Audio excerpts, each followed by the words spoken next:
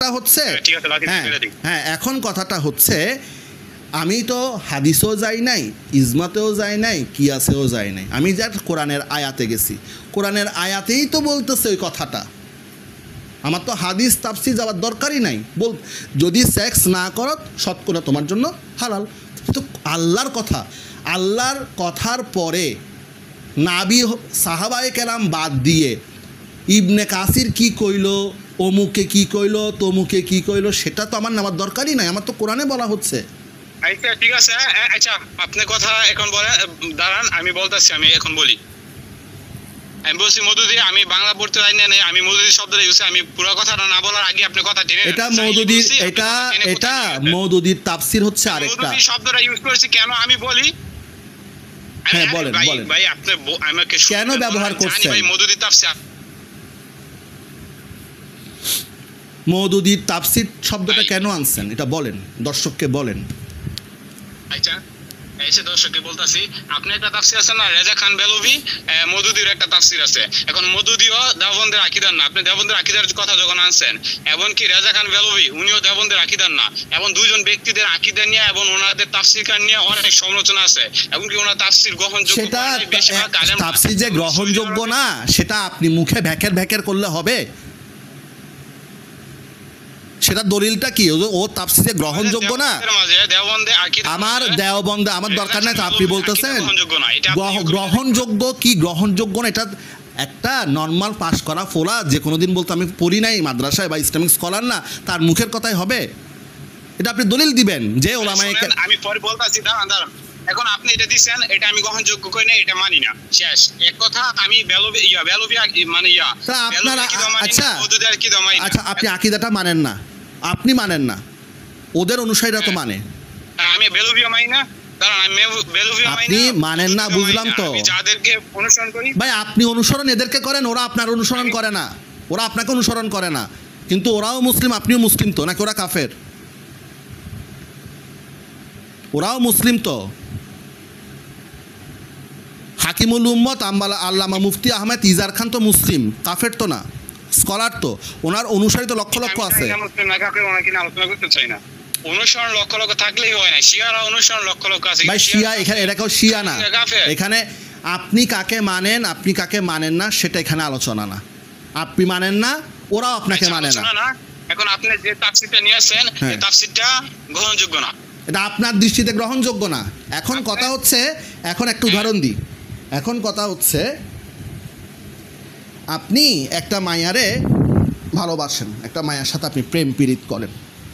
এখন প্রেম পীড়িত করার পরে বিয়ে না করে ওই মায়ার সাথে আপনার সেক্স হইল। সেক্স হওয়ার পরে ওই মায়ার থেকে একটা মাইয়া হইল। এখন ওই মায়ের বাপটা কে হবে? ও মাইয়ার বাপটা কে হবে? বাপ আমি হব। আচ্ছা, মানে বিয়ে না করলো আপনি বাপ, বিয়ে করলো আপনি বাপ।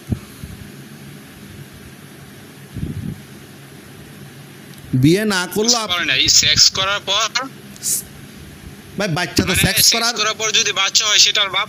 হ্যাঁ, সেক্স করার পরে তো বাচ্চা হয়, সেক্স করার আগে তো বাচ্চা হয় না।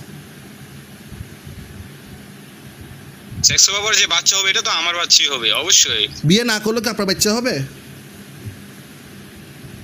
বিয়ে না করলে আমার বাচ্চাই হবে। আচ্ছা, জারস জারস জারস এটা আপনি বলতেছেন, কিন্তু এটা বাবাকে। যদি কোনো মেয়ের সাথে আমি যেভাবে সেক্স করি, বিয়ে করে বা না করে, যদি সেখানে বাচ্চা হয় অবশ্যই সেটা আমার বাচ্চা হবে, এটা জারস সন্তান হবে। ওই বাচ্চাকে আপনি বিয়ে করতে পারবেন? জারস সন্তানকে আমি বিয়ে করতে পারবো না, এটা আমার সন্তান, আমি কিভাবে বিয়ে করব?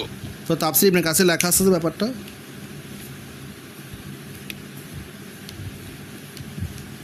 তারপর তাফসীর ইবনে কাসিরই তো লেখা আছে বিষয়টা।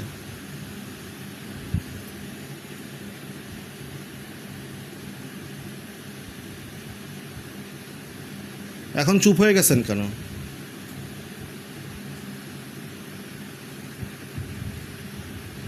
হ্যালো, হ্যাঁ বলেন। এখন আমি একটু বলি, এই দেখেন তাফসির ইবনে কাসির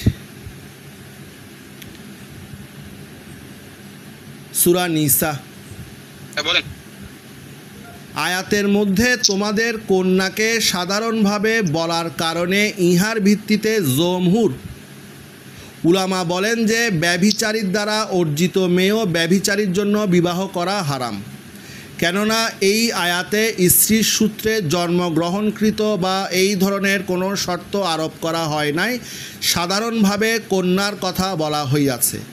ইয়া হইল আবু হানিফা ও আহমেদ ইবেন হাম্বেল প্রমুখের মাযহাব, মানে ইমাম আবু হানিফার মাযহাব এটা। কিন্তু ইমাম শাফি রহমতুল্লাহ আলাই হতে বর্ণনা করা হইয়াছে যে শরীয়তের দৃষ্টিতে জারজ সন্তান নহে। তিনি দলিল পেশ করিয়া বলেন যে যদি সত্যিকারের সন্তান হইত তবে আল্লাহ তাআলা তাহাদের মিরাস সম্পর্কে কিছু বলেন নাই কেন? অর্থাৎ বলা হইয়াছে আল্লাহ তোমাদিগকে তোমাদের সন্তান সম্পর্কে আদেশ করেন, একজন পুরুষের অংশ দুইজন নারীর অংশের সমান। উপরন্তু সকলে এই কথার উপর একমত, মানে সকল মাযহাব এ বিষয়ের একমত যে জারজ সন্তান সম্পদের অংশীদার নহে। সকল মাযহাব এটা আমরা জানি, সন্তান যদি জারজ হয় তাহলে বাপের কোনো ওয়ারিশ বা মায়ের কোনো ওয়ারিশ পায় না, এটা আমরা সকলে জানি, এটা তেরা পেঁচাবার কিছু নাই। অতএব উহারা প্রকৃত সন্তান নয়, তাই ব্যভিচারী তাহার ব্যভিচারের দ্বারা জন্মপ্রাপ্তা কন্যাকে বিবাহ করিতে পারিবে। ব্যভিচারী তাহার ব্যভিচারের দ্বারা জন্মপ্রাপ্তা কন্যাকে বিবাহ করিতে পারিবে, আল্লাহ ভালো জানেন। তাফসির ইবনে কাসির 2য় খণ্ড, ইসলামিক ফাউন্ডেশন থেকে প্রকাশিত। এবার আপনি তাফসির ইবনে কাসির ইসলামিক ফাউন্ডেশন থেকে প্রকাশিত ফ্রি যে কোনো সার্চ ইঞ্জিন, অপেরা হোক, ক্রোম হোক, আপনি লিখেন তাফসির ইবনে কাসির ইসলামিক ফাউন্ডেশন PDF 2য় খণ্ডটা নামান, নামায় আপনি ওখানে 789 পৃষ্ঠা দেখেন, 7, 8, 9। আমি আপনাকে স্ক্রিনশটটা দিয়ে দিচ্ছি।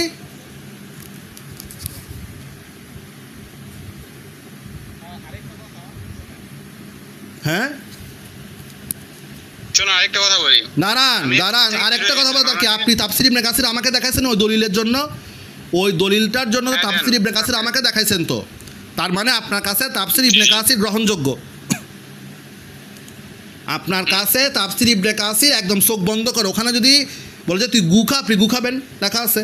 আপনি তো আমাকে তো না শুনেন দাঁড়ান না শুনতে হবে না তো, দাঁড়ান না, এটা তো ওই আয়াতের তাফসীর। আপনি আমার কথাকে উল্টা দেখছেন, এই যে আপনাদের সাথে কথা বলতেছি, আচ্ছা কথাকে উল্টা নিছেন। ঠিক আছে, আপনি ঠিক আছে। এখন এখানে যে হরিপদ বাবু মহারাজা ভাই, হরিপদ বাবু মহারাজা ভাই, উনি আমাকে বলতেছে বেল্লভী মানে দেওবন্দের মুফতিদের আকীদা আমার সাথে মিলেন, আমি ওদের তাফসীর নিব না। তাহলে তুমি মিয়া কোন তাফসীর নিবা? আমি ইবনে কাসিরের তাফসীর নিব, ওইটা শুদ্ধ তার দৃষ্টি। আপনি কি আমাকে বলার সুযোগ দিবেন? একটা বার আমাকে বলার সুযোগ দিবেন, আমি জাহিলি শব্দ ইউজ করব পরে ব্যাখ্যা দিতে সুযোগ দিবেন না। মোহাম্মদ সাহেব, আপনাকে আমি একটু এইটা বলবো যে আপনি একজনের কথার মাঝে কথা না বলে, উনি যখন বলা শেষ হয়ে যায় তারপর আপনি বলুন, মানে আমাকে তো বলার সুযোগ দেন না, যখন আমি বলি তখন আপনি আমাকে বারবার থামাচ্ছেন। আমি কিভাবে বলবো? 1 মিনিট বা 2 মিনিট করে আপনারা কথা বলুন, বেটার হবে। হ্যাঁ, একজনের কথা বলে আমি যখন কথা শুরু করি তখন উনি আমার কথা ভিতরে ঢুকে যায়, তাহলে আমার কথা বলার সুযোগ আছে? কথা বলার সুযোগ আপনি আমাকে ইবনে কাসিরের তাফসীর দিলেন না, নাকি দেন নাই? দাঁড়ান আপনি আমার উপরে যে ইয়ারা করছেন, কমপ্লেন্টটা করছেন যে আমি বলছি তাফসীর ইবনে কাসির পুরোটা অন্ধভাবে বিশ্বাস করি। আমি বলছি একটা তাফসীর, আমি 3-4টা তাফসীর দেখে, এবং আপনি আমাকে তাফসীর ইবনে কাসির দিবেন, আপনি আমাকে তাফসীর ইবনে কাসির দিবেন কি দেন নাই? দিছি। হ্যাঁ, তার মানে আপনার কাছে তাফসীর ইবনে কাসির গ্রহণযোগ্য বলতে এখানে যদি ভুল থাকে সেটা তো আমার গ্রহণযোগ্য হবে না। আমি দেখব এটার উপর, তাইলে আপনার দাওয়াটা সঠিক। একই তাফসিরে কি বলতেছে, আপনার কাছে কি গ্রহণযোগ্য, সোলারিনের কাছে কি গ্রহণযোগ্য, মহারাজার কাছে কি গ্রহণযোগ্য, হরিপদের কাছে কি গ্রহণযোগ্য, লাথি মেরে ডাস্টবিনে ফেলে দেন। আমাদের কাছে আমি তো আপনার সঙ্গে একটু আমি যুক্ত করি, সেটা হচ্ছে উনি তাফসীর নিতে চাইছেন ওনার পক্ষে, ওনার রায়ের পক্ষে যতটুকু যেটা থেকে যায়, আপনি যেটা দিয়েছেন সেটাতে যদি ওনার রায়ের পক্ষে না যায়, জনাব হরিপদ বাবু, ওনার রায় দিয়ে কি ইসলাম চলে? ওনার রায় দিয়ে কি ইসলাম চলে? আমি বলছি আমার রায় না, আমি বলছি অধিকাংশ তাফসীরবিদ এই আয়াতের তাফসীর। ভাই অধিকাংশ তাফসীরবিদের কথা বাদ দেন না, অধিকাংশ তাফসীরবিদ ইবনে কাসিরকে ফলো করে, তাফসীর আবু বকর ইবনে কাসিরকে ফলো করে। ওখানে সব তাফসীরে জালালাইন, তাফসীরে মারিফুল কোরআন, তাফহিমুল কোরআন, সব কিছুর ওস্তাদ তো সেই ইবনে কাসির থেকে তারা রেফারেন্স নিয়ে কথা বলে। বলুক সবগুলো সব ভুল। আচ্ছা তাফসীরে আপনি রেফারেন্স দেন, আমি বলছি সব ভুল। আপনার নিজের মতো একটা কথা কি আপনার নিজের মতো একটা কথা বলে দেন। আরে আচ্ছা আমি তো এখানে যেটা লেখা আছে, হরিপদ বাবু, মহারাজা ভাই কি লেখা আছে একটু পড়েন। হরিপদ বাবু কি লেখা আছে একটু, কি জঘন্য কথা লেখা আছে চিন্তা করেন।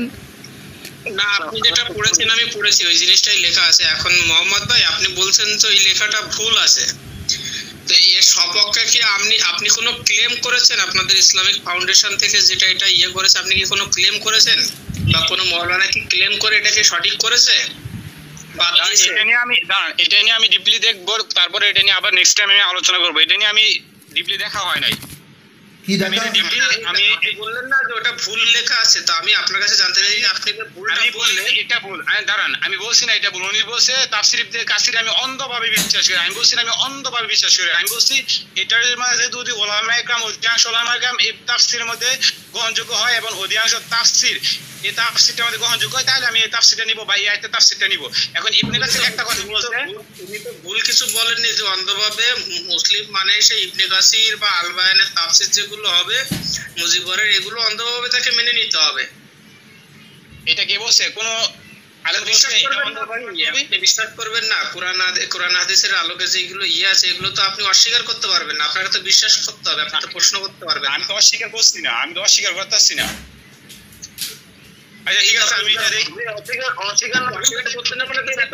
বিশ্বাস করছেন এই কথাগুলো তো লেখা আছে, আপনি যদি এখন বলেন যে না এটা ভুল আছে, তাহলে আপনাকে দেখাতে হবে কোন আলেমা ইকরাম এটাকে ভুল বলে দাবি করেছে, করার পরে সেটা আপনাদের ইসলামিক ফাউন্ডেশন থেকে আপনাদের যে মাদ্রাসা বা ইউনিভার্সিটি যে মদিনা ইউনিভার্সিটি যেগুলোতে পড়ানো হয় এইগুলো, তো সেখানে তারা এইগুলো বাতিল বলে ঘোষণা করেছে কি করেনি। যদি করে তাহলে আপনার কথা আমরা মেনে নেবো যে হ্যাঁ তাহলে আপনি ঠিক আছেন।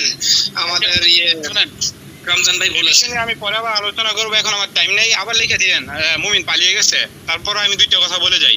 এক গ্রুপে আমি বের হয়ে গেছি একবার, তারপর আমি গ্রুপে বের হইছেন ঢুকছেন, এটা তো প্রাসঙ্গিক কথা না। এটা কি প্রাসঙ্গিক কথা? আপনাকে আপনার কাছে মহারাজা ভাই জানতে চাইছে, আপনি যেটাকে ভুল দাবি করতেছেন, একবার বলতেছেন ভুল, আবার বলতেছেন আমার পড়াশোনা নাই। একটা বিষয় আমার পড়াশোনা যদি না থাকে সেটা আদৌ ভুল না আদৌ সঠিক, ওই বিষয়ে আমি কি সিদ্ধান্ত দিতে পারি? এতটুকু কমন সেন্স কি আপনার নাই? আমি এটার জন্য আমি কি বলছি এটার জন্য আমি সিদ্ধান্ত দেই নাই। আমি বলছি পরবর্তীতে এটা নিয়ে আমি আলোচনা করব। কখন করবেন সময়টা জানান। এখানে স্টপ করি। কখন যা করবেন সেটা জানান, দর্শককে জানান। কখন করবেন দর্শকের সময় এবং তারিখটা জানান। আমি নির্দিষ্ট তারিখ বলতে পারবো না, কারণ আমার একটা টাইম টেবিল আছে, আমার এই ব্যস্ততায় আছি।